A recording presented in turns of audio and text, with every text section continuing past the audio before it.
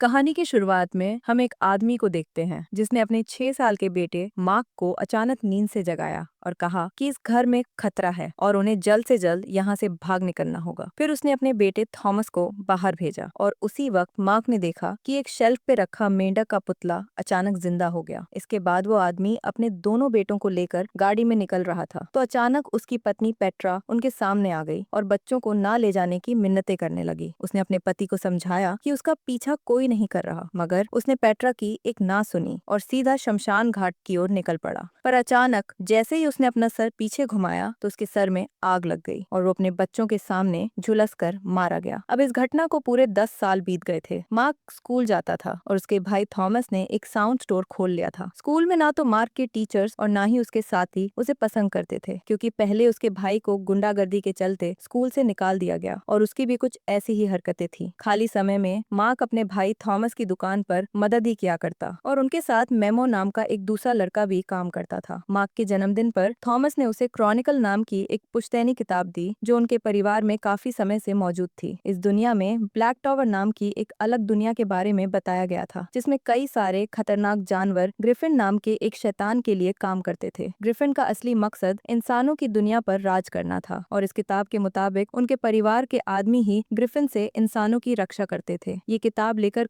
Mark घर लौट आया और शांति से उसे पढ़ने लगा। उसे लग रहा था कि ये सब मन घड़ते हैं, मगर उसमें बताई हुई चीजें और नक्शे बिल्कुल असली लग रहे थे। उन खूनी तस्वीरों को देखकर अचानक मार्क एक अजीबोगरीब जगह पर टेलीफ हो गया और उसी पर ले खूंखार जानवर उसके सामने आ गया। मार्क तुरंत अपनी जान बचाने के लिए दौड़ा और अचानक एक गड्ढे में गिर गया। वो जानवर एक कुल्हाड़ी से मार्क का काम तमाम करने ही वाला था कि अचानक मार्क चीख पड़ा और वापस अपने बेड पर आ पहुंचा। अगली सुबह जब मार्क स्कूल गया तो क्लास में बेकी नाम की एक नई लड़की आई, मगर बाकी बच्चों ने पहले ही बेकी को मार्क और उसके भाई के बारे में उल्टी सीधी पट्टी बढ़ा दी थी। उन्होंने बताया लॉकेट जैसी चीज रखी जाती थी, तभी अचानक मार्क की उंगली किसी नुकीली चीज से कट गई और खून बहने लगा और उसी पल जमीन में से ढक्कन अपने आप खुल गया। उस बक्से में से दोनों भाइयों को एक खास लॉकेट मिला। तब थॉमस ने कहा कि किताब के मुताबिक इस लॉकेट के जरिए ही उनके परिवार का कोई आदमी ग्रिफिन का खात्मा कर सकता है। मगर जैसे ही मार्क ने उसे अपने हाथ में पकड़ा तो अचानक शमशान घाट में मौजूद पत्थर की मूर्तियां जिंदा हो गई। मार्क और थॉमस अपनी जान बचाने के लिए दौड़े, लेकिन उनमें से एक शैतान की मूर्ति उनके सामने आकर खड़ी हो गई। इससे पहले कि वो दोनों भाइयों पर हमला करती, एक फरिश्ते की मूर्ति उनकी जान बचाने आ पहुंची। उन दोनों मूर्तियों में लड़ाई शुरू हो गई और इसी दौरान दोनों भाई चर्च में जाकर छुप गए और रात को वहीं दुबक्कर सो गए। अगली सुबह जब मार्क की आंख खुली तो थॉमस वहां नहीं था। उसने चर्च से बाहर आकर फरिश्ते की मूर्ति का शुक्रिया अदा किया और अपनी गाड़ी में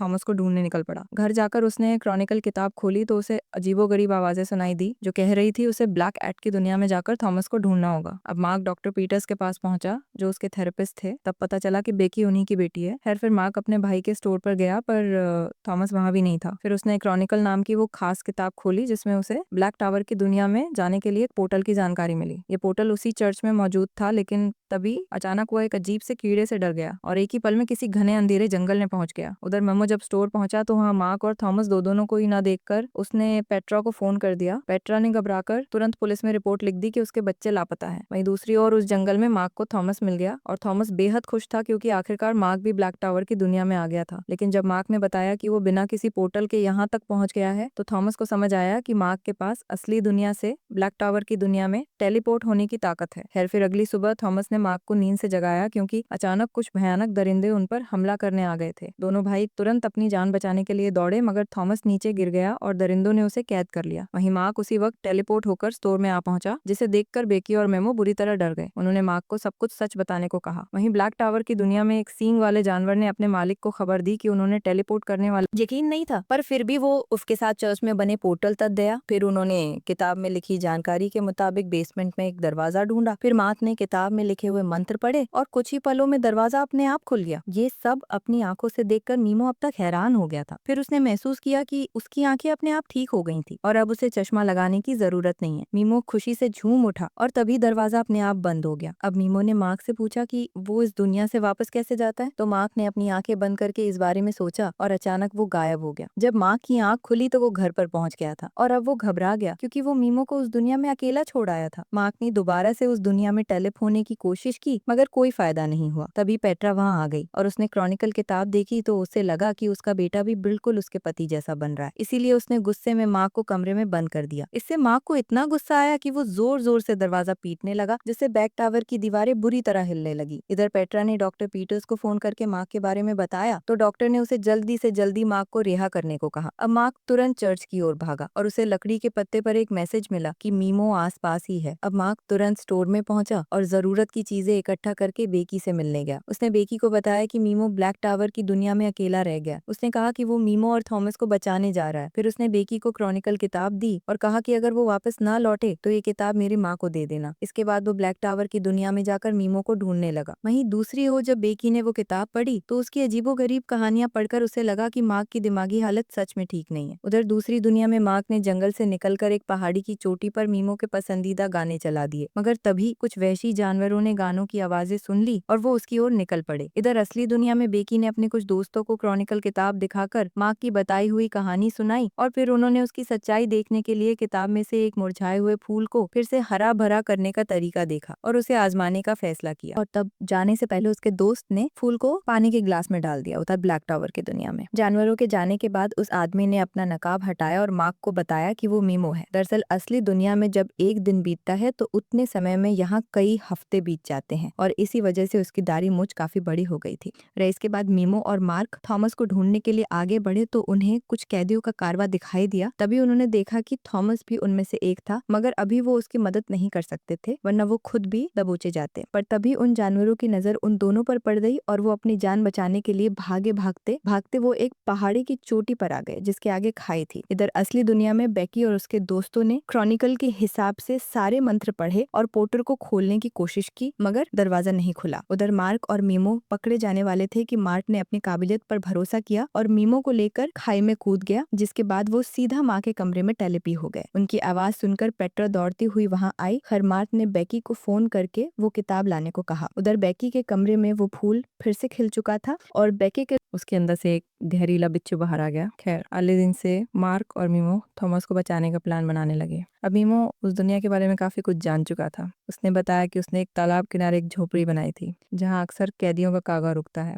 वहीं ग्रिफिन के चेहरों ने उसे खबर दी कि इस दुनिया से दूसरी दुनिया में टेलीपोर्ट करने वाला लड़का एक बार फिर से भाग निकला। ये खबर सुन के ग्रिफिन को बहुत गुस्सा आया। उधर बेकी की आंख खुली तो वो उस फूल को फिर से खिला हुआ देखकर हैरान रह गई। उस वक्त वो जानलेवा कीड़ा उसे काटने ही वाला था कि वो जैसे तैसे बच गई और फिर उसने वो किताब अपने पिता को दे दी क्योंकि उसे मार्क की सारी बातें झूठी लगने लगी थी। जब उसने स्कूल में मार्क को इस बारे में बताया तो मार्क को बहुत ज्यादा गुस्सा आ गया। उधर जब बेकी के पिता डॉक्टर पीटर्स ने वो किताब पढ़ी तो उन्होंने पेट्रा के पास जाकर कहा कि उसके बेटे की दिमागी हालत ठीक नहीं है। ये सुनकर तो पेट्रा ने मार्क को पागल खाने में भर्ती करवाने का फैसला कर लिया। कुछ ही समय में उनके घर पे एम्बुलेंस और पैरामेडिक्स मार्क को लेने आ पहुंचे, लेकिन मार्क उनसे बचकर भाग निकला और सीधा चर्च जा पहुंचा। वहां मीमो पहले से ही उसका इंतजार कर रहा था, लेकिन जल्दी पैरामेडिक्स वहां भी आ गए तो उन दोनों ने मिलकर उनका मुकाबला किया। तभी अचानक एक नकाबपोश आदमी वहां आया और एक एक पैरामेडिक को बुरी तरह पीटा, जिस वजह से उनमें से एक की मौत ही हो गई। इस सब में मार्क और मीमो किसी तरह बच निकले। कुछ ही पलों में पेट्रा चर्च पहुंची तो उसने मार्क को चर्च से बाहर आते देखा और उसके कपड़े खून से सने हुए थे। उसी वक्त हम देखते हैं कि मीमो और मार्क तो टेलीपो होकर ब्लैक टावर की दुनिया में पहुंच चुके थे। मीमो मार्क को अपनी बनाई झोपड़ी की ओर ले गया। वहीं असल जिंदगी में डॉक्टर पीटर्स ने घर आकर बेकी को बताया कि मार्क ने एक पैरामेडिक की जान ले ली है। इसीलिए उसने बेकी को सीधे तौर पे कहा कि मार्क से मिलने की कोई जरूरत नहीं है। इधर बेकी अपने कमरे में गाने सुनते हुए जमीन पर लेट गई। उसी पल ब्लैक टावर में बारिश शुरू हो गई तो मीमो बुरी तरह घबरा गया। असल में जमीन में लगे फूलों पर पानी पड़ने से उनमें से जहरीले बिच्छू निकल रहे थे। अब मार्क और मीमो दोनों अपनी जान बचाने के लिए दौड़े। वहीं दूसरी ओर बेकी पर भी वैसे ही बिच्छू ने हमला कर दिया और उसके मुंह में घुस गया। उसने बड़ी मुश्किल से बिच्छू को बाहर निकाला और उस पर नमक सकते थे। वहीं दूसरी ओर बेकी ने पेट्रा को सब कुछ बता दिया। वहाँ एक डिटेक्टिव भी मौजूद था और उसे भी लगा कि इस वक्त शहर में बहुत अजीबोगरीब घटनाएं हो रही हैं। बेकी ने उन दोनों को मार्क के पूर्वजों की पूरी कहानी सुनाई। पर तभी उसे एहसास हुआ कि वो अपना बैग अपने ही दोस्त की गाड़ी में भूल रही थी और उसके बैग के अंदर ही वो किताब थी। वही ब्लैक टावर की दुनिया में मार्क और मीमो रात को आग जलाकर आगे के प्लान के बारे में सोच रहे थे। मार्क ने कहा कि वो उन माइंस में जा सकता है जहाँ सभी कैदियों से मजदूरी करवाई जाती है। वहाँ वो थॉमस को ढूंढकर टेलीप होकर घर चला जाएगा। इसके बाद नीमो इस दुनिया में मौजूद पोर्टल के दरवाजे तक जाएगा और मार्क धरती पर मौजूद पोर्टल खोलेगा जिससे वो भी बाहर आ जाए। लेकिन सबसे पहले पहले उसे अपनी मर्जी से टेलीप होने की प्रैक्टिस करनी पड़ेगी। उसी वक्त हम देखते हैं कि ब्लैक टावर से एक आदमी संदेश लेकर डॉक्टर पीटर्स के घर पहुंचा और उसे मार्क के ब्लैक टावर में होने की खबर दी। उस आदमी के जाने के बाद डॉक्टर पीटर्स जब बेकी के कमरे में गया तो बेकी वहां थी ही नहीं। तब उसने कमरे की धूल इकट्ठा की और उसे चेक कर बेकी के पूरे दिन के बारे में जान लिया। उसे पता चला कि इस वक्त बेकी एक पार्टी में है जहाँ वो अपना बैग लेने गई थी। उधर ब्लैक टावर की दुनिया में मार्क बार बार कोशिश करने पर भी टेलीप नहीं हो पा रहा था। तो मीमो ने कहा कि उसे अपने अंदर का डर मिटाकर कुछ खुशी के पल याद करने होंगे। शायद तब उसकी शक्तियाँ उसकी मर्जी से काम करने लगे। तब मार्क ने आंखें बंद करके बेकी को किस करने के बारे में सोचा और उसी पल वो वापस धरती पर टेलीपोर्ट हो गया। अब वो तुरंत मीमो के पास वापस भी आ गया, पर मीमो ने उसे बताया कि वो 2 दिन के लिए चला गया था। खैर, अब मार्क को याद आया कि टेलीपोर्ट करने के लिए पूरे दिल से यकीन करके उस जगह के बारे में सोचना पड़ता है। उधर हम देखते हैं कि बेकी को अपने दोस्त के घर की किचन में अपना बैग मिला जो पूरी तरह गीला था। उसने तुरंत क्रॉनिकल किताब बाहर निकाली तो साथ में उसे खिला हुआ फूल भी मिला। वो समझ गई कि इसमें से निकला हुआ बिच्छू जरूर यहाँ पर मौजूद लोगों पर हमला करने वाला है। अब उसने नमक का डिब्बा उठाया और बिच्छू को रोकने निकल पड़ी। इधर दूसरी दुनिया में मार्क को किसी के पैरों की आहट सुनाई दी और उसने उठकर देखा कि ये उसके पिता थे। वो मार्क पर अपने मौत का इल्जाम लगाने लगे। मीमो ने उसे समझाने की कोशिश की, पर तब मार्क को लगा कि कोई उसके मार्ग में घुसने की कोशिश कर रहा है। अब मार्क गुस्से से आग बबूला हो गया और वह मीमो को बेरहमी से पीटने लगा। इस वजह से ब्लैक टावर की दीवारें एक बार फिर से थरथरने लगी और फिर ग्रिफिन ने मार्क को पकड़ने के लिए शिकारी भेज दिए। उधर मीमो लकड़ी इकट्ठा करके झोपड़ी के पास वापस लौटा तो उसने देखा कि मार्क एक और मीमो को पीट रहा था। जैसे ही मीमो ने उस दूसरे मीमो को छुआ तो अचानक वो गायब हो गया, लेकिन रेत में उसके पैरों के निशान बता रहे थे कि वो किस तरफ भाग रहा है। मीमो ने उसी दिशा में पीछे से एक लकड़ी फेंकी जो सीधा उस बहरूपिया को जा लगी और वो अपने असली रूप में आ गया। फिर उन दोनों ने मिलकर उसे एक जगह पर बांध दिया। जब मीमो और मार्क ने उसे आग लगाने की धमकी दी तो उस बहरूपिया ने बताया कि वो ग्रिफिन का एक जादूगर है और उसके पास लोगों को असलियत में वही दिखाने की ताकत है जो वो देखना चाहते हैं। उसने ये सब ग्रिफिन के कहने पर किया था। तभी अचानक उन्हें किसी के आने की आवाज सुनाई दी। उधर धरती पर शहर के लोगों को पार्टी में हुए हादसे के बारे में पता चला, लेकिन ये कोई नहीं जानता था कि सर्कस का भालू पिंजरे से बाहर आया कैसे। लेकिन सच तो डिटेक्टिव और पेट्रा ही जानते थे कि असल हमला तो एक बिच्छू ने किया था। अब डिटेक्टिव ने पेट्रा को अकेले में ले जाकर बताया कि जब उसका पति आग में झुलसकर मर गया था तो उन्हें उसके शरीर का कोई नामो निशान नहीं मिला। उस वक्त भी असली मुजरिम डिटेक्टिव के सामने आया था और वो कोई आम इंसान नहीं था और आज फिर से उस अजीबोगरीब बिच्छू ने हमला किया था। डिटेक्टिव ने कहा कि असली सच की तह तक जाने के लिए उन्हें उस किताब को ढूंढना होगा। उधर मार्क और मेमू कैदियों के कारवा का पीछा करते हुए उस माइन तक आ पहुंचे जहां सभी कैदी मजदूरी करते थे। तभी हन कमांडर ने माइन में आकर खबर दी कि उनका मिशन नाकामयाब रहा तो उसे माइन में टार भरने का हुक्म दे दिया गया। इधर मार्क ने कैदियों में से थॉमस को ढूंढने के लिए गाने चलाए और गाना सुनते ही थॉमस ने हाथ उठा लिया, लेकिन उसी वक्त सींग वाले सिपाही उसे उठाकर गहरी माइन में ले गए। अब मार्क ने मीमो से कहा कि उन्हें रात होने का इंतजार करना चाहिए। रात होने पर उन दोनों ने एक दूसरे को अलविदा कहा और जब मीमो गार्ड को डिस्ट्रैक्टर में लगा हुआ था तो मार्क टेलीप हो गया। मार्क ने अपने भाई को ढूंढ निकाला, लेकिन तब उसे पता चला कि माइन में भरा हुआ टार उसकी टेलीपेशन को रोक रहा था। तब थॉमस ने उसे बताया कि ग्रिफिन का असली मकसद तो मार्क तक पहुंचना। लेकिन जैसे ही तीनों लड़के बिल्कुल पोर्टल के दरवाजे पे थे तो थॉमस ने अचानक मार्क से वो लॉकेट मांगा। जब मार्क ने इससे इनकार कर दिया तो थॉमस ने जबरदस्ती वो लॉकेट उससे छीन लिया। तभी ग्रिफिन भी उड़ के उनके पास आ पहुंचा वहीं असल दुनिया में। डिटेक्टिव और पेट्रा बेकी को उसके घर से बाहर ले जा रहे थे, जबकि डॉक्टर पीटर्स ऐसा नहीं होने देना चाहते थे। उधर मार्क होश में आया और डुए में थॉमस की आवाज सुनी। उसने जल्दी से वो जादुई लॉकेट उठाया जो थॉमस ने फेंक दिया था और वो तुरंत समझ गया कि उसका भाई ग्रिफिन के कब्जे में है। इसी दौरान पेट्रा, डिटेक्टिव और बेकी पोर्टल खोलने की कोशिश करते हैं। ग्रिफिन मार्क को लड़ाई के लिए उकसाते हुए उसके अंदर के गुस्से को भड़काने लगता है, लेकिन मार्क ने अचानक अपने पिता की सलाह को याद करते हुए अपने आप को शांत किया और ग्रिफिन से लड़ने से इनकार कर दिया। जैसे ही पेट्रा ने वो पोर्टल खोला तो बेकी तुरंत मीमो को अपने साथ बाहर ले आई। जैसे ही मार्क ने ग्रिफिन को उसे गुस्से से देखते हुए पाया तो वो अपने लॉकेट से हमला करके उसे जख्मी कर देता है। अचानक कुएं की वजह से ग्रिफिन ने थॉमस को नीचे गिरा दिया। दोनों भाई उसे घसीट के पोर्टल तक लाए और फिर उसके चेहरे पे ही दरवाजा बंद कर दिया। इसी के साथ कहानी खत्म होती है। अगला सीजन आएगा तो वो भी बना देंगे।